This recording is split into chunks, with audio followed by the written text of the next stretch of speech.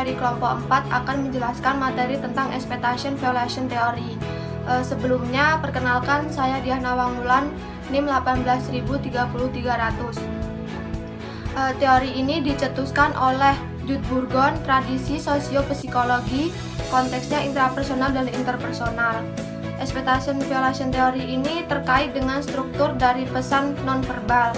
Teori ini menyatakan bahwa norma komunikasi dilanggar, maka pelanggaran ini dapat dipandang dari dua sisi. Yang pertama yaitu positif dan negatif, tergantung dari persepsi komunikan terhadap si pelanggar. Kemudian latar belakang penemu teori ini. Teori ini dikreasikan oleh Jude Burgon pada tahun 1978. Beliau ini merupakan alumni dari Iowa State University S1, Illinois State University S2, dan West Virginia University S3-nya. Burgon ini merupakan seorang profesor komunikasi dari University of Arizona. Burgon juga terlibat dalam terciptanya interpersonal adaptation theory dan interpersonal deception theory. Dalam teori ini juga ada beberapa konsep. Yang pertama yaitu ekspektasi atau harapan. Ekspektasi ini berasal dari 3 kelas variabel. Yang pertama yaitu variabel aktor. Variabel aktor ini mengacu pada karakteristik individu. Contohnya itu saat kita berkomunikasi dengan seseorang yang berusia yang sama, maka kita akan merasa lebih dekat ketimbang berkomunikasi dengan orang yang lebih tua. Yang kedua yaitu variabel hubungan. Variabel hubungan ini mengacu pada karakteristik yang didefinisikan bersamaan oleh 2 atau 1 individu. Contohnya itu seorang bawahan di kantor akan menjaga jarak dengan atasannya. Yang ketiga yaitu variabel konteks. Variabel konteks ini mengacu pada lingkungan dan budaya. Contohnya itu kayak komunikasi antar rekan kerja akan berlangsung formal sehingga mengabaikan jenis kelamin atau usianya. Konsep yang kedua yaitu zona prosemik. Burgon ini menggunakan karya klasik antropolog Edward Hall. Hall menyebutkan bahwa ada 4 zona. Yang pertama yaitu jarak intim. Jarak intim ini mencakup perilaku yang ada pada jarak 0 sampai 50 cm. Contohnya itu kayak mengamati bentuk wajah dan bersentuhan. Yang kedua yaitu jarak pribadi. Mencakup perilaku yang ada pada jarak 50 cm sampai 1,2 meter. Contohnya itu kayak seorang sales yang sedang berusaha membujuk pembelinya. Dan yang ketiga yaitu jarak sosial. Mencakup perilaku yang ada pada jarak 1,2 hingga 3,6 meter. Contohnya yaitu hubungan dengan rekan sekerja. Dan yang keempat yaitu jarak publik.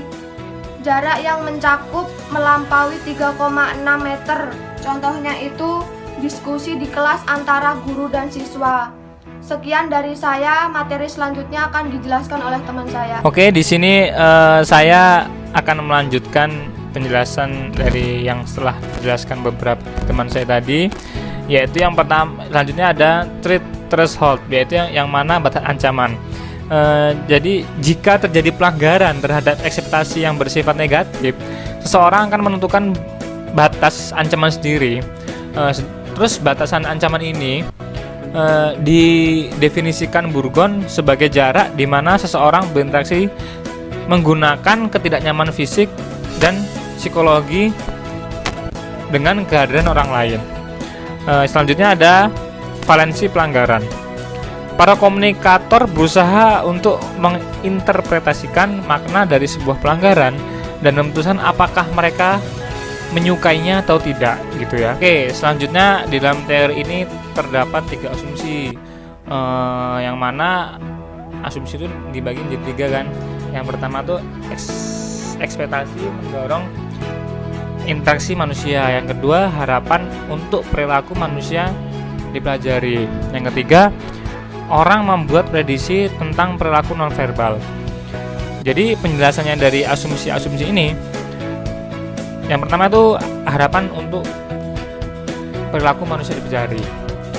Asumsi ini menyatakan bahwa orang mempelajari ekspektasi dan budaya mereka baik secara menyeluruh maupun individual. Artinya ekspektasi mendorong interaksi manusia. Asumsi ini menyatakan bahwa orang membawa harapan dalam interaksi mereka dengan orang lain gitu. Selanjutnya, orang membuat prediksi tentang perilaku nonverbal. Asumsi ini berkaitan dengan prediksi yang dibuat orang tentang komunikasi nonverbal. Terus, jadi kesimpulan dari teori ini adalah suatu dari dedikit teori yang secara khusus berfokus pada yang diharapkan orang dan reaksi mereka kepada orang lain dalam sebuah percakapan. Asumsi dan konsep intinya itu menunjukkan dengan jelas yang mana pentingnya pesan-pesan nonverbal dan pemrosesan informasi gitu.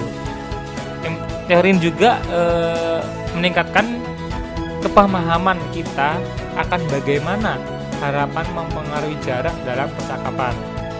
Lalu teori ini juga menemukan apa yang terjadi dalam benak para komunikator dan bagaimana komunikator itu memonitor perilaku nonverbal dalam percakapan mereka gitu. Nah, jadi gitu aja presentasi dari kita. Mungkin misalnya kurang jelas, mohon maaf. Kami dari kelompok 4. Assalamualaikum warahmatullahi wabarakatuh.